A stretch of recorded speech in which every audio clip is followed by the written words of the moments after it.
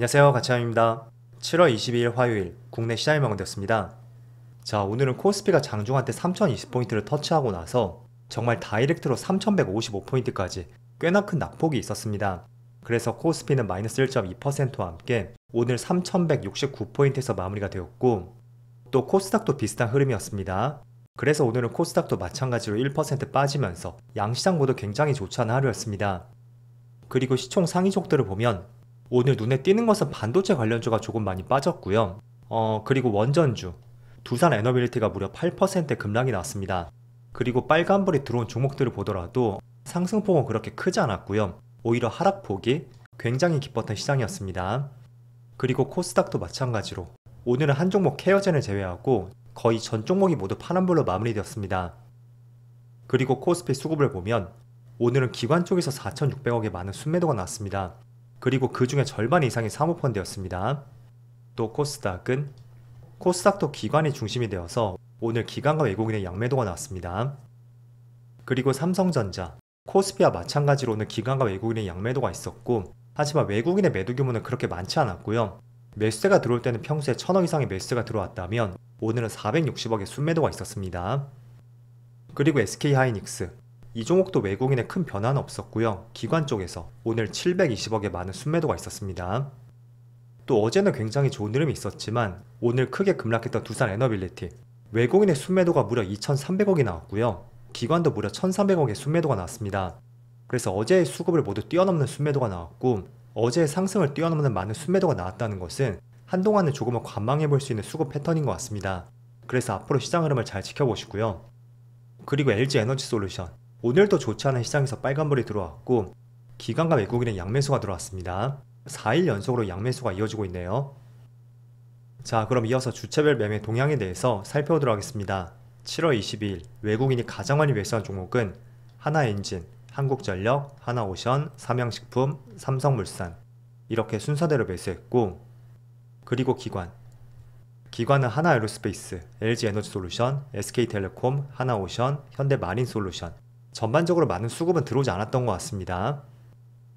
이어서 해외 증시를 보겠습니다. 전날 미국 증시는 다시 한번 신고가를 경신했지만 오늘 국내 증시는 다시 한번 빠지고 있습니다. 그 원인과 이유는 조금 뒤에서 말씀드리겠고요. 먼저 지금 글로벌 시장 흐름을 보겠습니다. 전날 나스닥은 0.3%의 빨간불이 들어왔고 S&P 500도 소폭의 빨간불이 들어왔습니다. 그리고 다우지수는 전날과 비슷했었죠.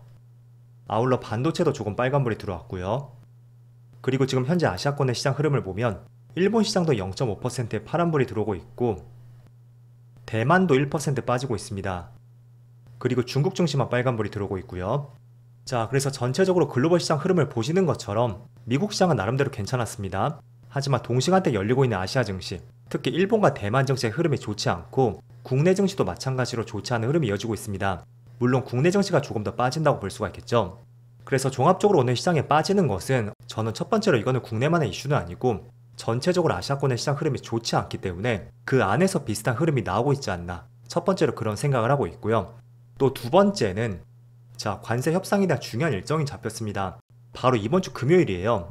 아마도 미국 시간으로 25일이니까 어떤 결과가 나온다면 주말쯤에 나오지 않을까, 그렇게도 추측을 해볼 수가 있고, 만약에 조금 더 시간이 지연이 된다면 다음 주 주중에도 어떤 결과가 나올 가능성이 있겠죠.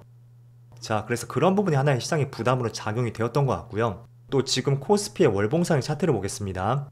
지난 21년도 고점, 그 고점이 3,316포인트였거든요.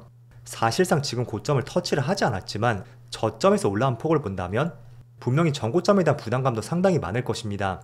그래서 그런 부담이 있는 와중에 어떤 구체적인 관세 협상에 대한 일정이 나왔고 그게 하나의 차익 매물의 빌미가 되지 않았나, 이런 생각도 해볼 수가 있는 것 같습니다.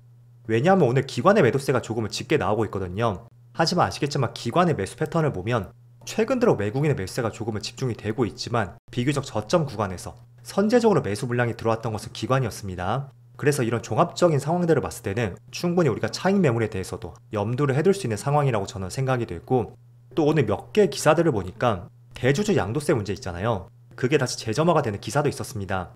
물론 아직까지는 어떤 팩트는 아니기 때문에 오늘 처음으로 이런 기사가 나왔다고 해서 그게 한 번에 매도까지는 이어지지 않았을 겁니다. 그래서 제 생각에는 두 번째 의견이 있죠. 이번 주 금요일에 관세 협상이 있고 그에 따른 시장도 지난 4년 전에 전고점을 거의 터치했던 만큼 일정 부분 차익 매물이 나오지 않았을까? 저는 거기에 조금 더 무게를 싣고 있습니다. 그리고 거기에 조금 더 신빙성을 더해볼 수 있는 것은 오늘 전반적으로 코스피 시장이 좋지 않단 말이죠.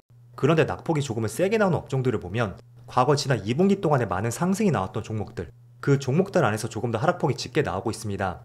특히 두산에너빌리티, 지금 장중한데 7% 이상의 급락이 나오고 있고요.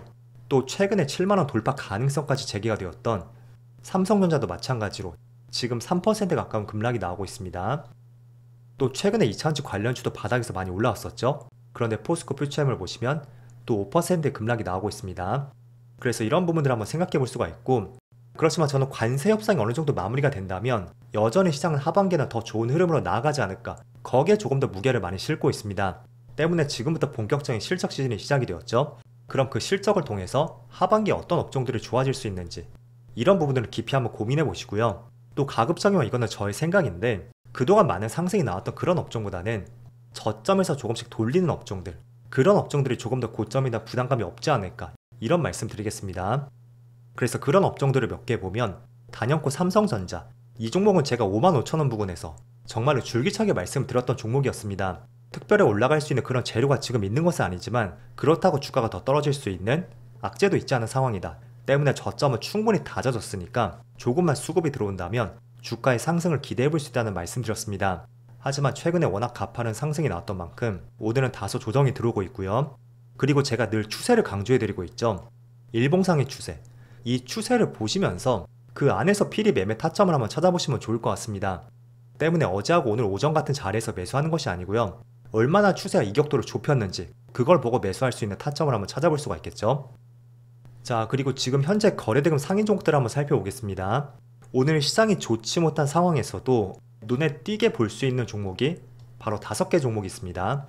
한번 각각 재료들을 살펴볼 테니까 내용들을 직접 정리해 보시면 좋을 것 같아요. 일단은 YG 플러스, 현재 16% 급등이 나오고 있고 위에 꼬리가 조금 달리긴 했지만 지난 전고점을 돌파한 흐름이 나왔습니다. 일단 YG 플러스는 한 가지 재료가 있어요. 최근에 블랙핑크가 컴백을 했고 뛰어라는 노래를 발표했습니다. 그런데 이게 빌보드 1위를 했다는 소식이 있었고, 그 때문에 소속사인 YG로 많은 매수세가 들어왔었고 주가가 다시 한번 직전 고점을 돌파했던 하나의 이유가 되었던 것 같습니다. 그리고 두 번째는 BH, 이 종목은 PCB 기판을 만드는 기업이거든요. 지난 몇 개월 동안의 흐름 속에서 처음으로 의미 있는 상승이 나왔다고 볼 수가 있고 거래대금도 굉장히 많이 실렸습니다. 그런데 이 기업은 PCB 기판을 만드는 기업이 있고 스마트폰의 출시에 따라서 주가의 변동성이 나오는 기업 중에 하나입니다. 자, 그런데 최근에 갤럭시 폴드 7이 정말 잘 나왔잖아요. 그래서 역대급 사전 판매량을 기록을 했다고 하는데 사실 이 기업은 갤럭시보다는 아이폰 쪽, 애플이죠. 이쪽이 조금 더 연관성 있는 기업 중에 하나였습니다. 하지만 오히려 갤럭시 폴더블 폰이 정말로 잘 나오면서 이번 9월쯤에 출시를 앞두고 있는 애플 신작폰에 대해서 그 기대감이 이쪽으로 연결이 되었던 것 같고 그에 따라 처음으로 의미 있는 상승이 나왔던 것 같습니다. 그리고 여담으로 말씀드린다면 제가 약 10년 전에 직장을 다닐 때 PCB 기판을 만드는 기업에 취직을 했었거든요. 대학교를 졸업하고 취직을 했었는데 참 이게 스마트폰의 출하량이라든지 또는 글로벌 성과에 따라서 많은 기업들의 주가 흐름이 굉장히 연동성이 있었습니다. 그래서 쉽게 본다면 이런 PCB 기판 기업들은 스마트폰의 성과라든지 그 출하량을 잘 살펴보자 라는 말씀을 전해드리겠습니다. 자, 그리고 NHNKCP, 이거는 스테이블코인 결제 시스템 관련주였죠. 몇 차례 제가 말씀을 드렸었고 또 주봉상의 차트 흐름을 보면서 말씀을 드렸던 기억도 있습니다. 그래서 재료 자체는 계속 관심을 가져야 되고 또 현대힘스는 매각 이슈가 있습니다. 그래서 기업 자체에 대한 온전한 이슈는 아니기 때문에 이런 이슈를 통해 들고 가기에는 조금은 부담스러울 수가 있겠죠. 그리고 포스코 엠텍, 마찬가지로 윗꼬리가 굉장히 많이 달렸는데 그래도 최근 3일 동안의 의미 있는 흐름이 나왔습니다. 일단은 이 종목을 제외하더라도 몇 개의 2차전지 관련주를 보면 최근 들어 흐름이 조금은 돌아서는 모습이 나오고 있습니다. 자, 이거는 리튬 가격하고도 조금은 연관성이 있다고 볼 수가 있거든요. 최근 1년 동안의 차트를 보면 리튬 가격이 조금씩 반등하는 모습이 나오고 있습니다. 물론 이게 얼마나 더 뻗어갈지 모르겠지만 일단은 리튬 가격이 반등을 한다는 것은 양극재에서 리튬이 차지하는 비중이 50%가 넘거든요. 그런 배터리를 생산하는 데 있어서 마진폭을 조금 더 늘릴 수가 있습니다. 때문에 리튬 가격이 오른다는 것은 2차전지 기업들의 실적이 조금은 개선될 수 있다, 이렇게 연관지어 볼 수가 있습니다. 다만 조금은 긴 시계열로 본다면 지금 조금 반등이 나왔다고 해서 지난 22년도처럼 본격적인 상승 추세를 탈 수 있는지 거기에 대해서는 여전히 의문이 있습니다. 왜냐하면 결국은 전기차가 다시 돌아서기 위해서는 국내만의 문제로 끝날 것이 아니고요. 전 세계 전기차 시장이 이렇게 돌아서는 모습이 나와야 됩니다.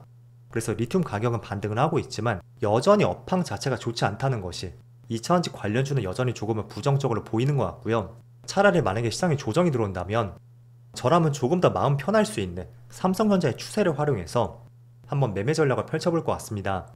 물론 지금 보시는 이런 종목을 제외하더라도 밑에서 돌아서고 있고 하반기에 조금은 실적 개선이 기대가 되는 업종들, 그런 업종들이 몇 개 있습니다. 뭐 대표적으로 AI 관련주도 한번 우리가 꼽아볼 수가 있겠죠. 그래서 이번 주는 관세 협상에 대한 이슈가 있으니까 주말이 다가올수록 변동성이 더 생길 수 있는지 이런 부분들 계속 체크해 보시면서 여러가지 계획들을 잘 수립해 나가시면 좋을 것 같습니다. 그럼 오늘도 무더운 날씨였는데 정말 고생 많으셨고요. 저는 내일 영상에서 다시 찾아뵙도록 하겠습니다. 모두 즐거운 저녁 되세요. 감사합니다.